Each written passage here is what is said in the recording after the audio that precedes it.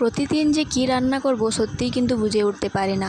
তো হে এভরিওয়ান, আমি মেঘা, আমার একটি নতুন ব্লগে তোমাদের সবাইকে ওয়েলকাম।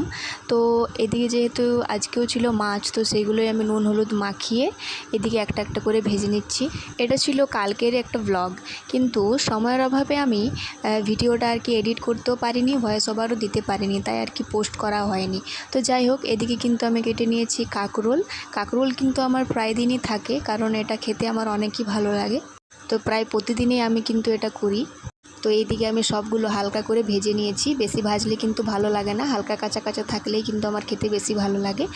আর এদিকে আমি কেটে নিয়েছি টমেটো আর সর্ষে বাটা। এদিকে ভাতও কিন্তু আমার প্রায় হয়ে এসেছে।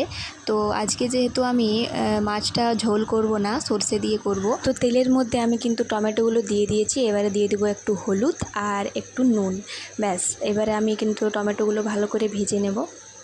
ভাজা হয়ে গেলে দিয়ে দিব হচ্ছে গিয়ে সর্ষে বাটা। তারপর হালকা একটু ভেজে নেব, কারণ বেশি ভাজলে কিন্তু তিতা লাগবে। তো তার মধ্যে আমি দিয়ে দিচ্ছি হচ্ছে গিয়ে পরিমাণ মতো জল দেওয়ার পর আমি কিন্তু কিছুক্ষণ হালকা ফুটিয়ে নেব। তারপর দিয়ে দিচ্ছি হচ্ছে গিয়ে মাছগুলো দিয়ে কিছুক্ষণ নাড়াচাড়া করে একটু ধনেপাতা দিয়ে দিয়েছি। আর এদিকে বেশ কিছুটা টমেটো কেটে নিয়েছি, পোস্ত করব। আজ কিন্তু আলু দিয়ে পোস্ত করছি না। তো ব্যাস, আজকের রান্না কিন্তু এইটুকুই।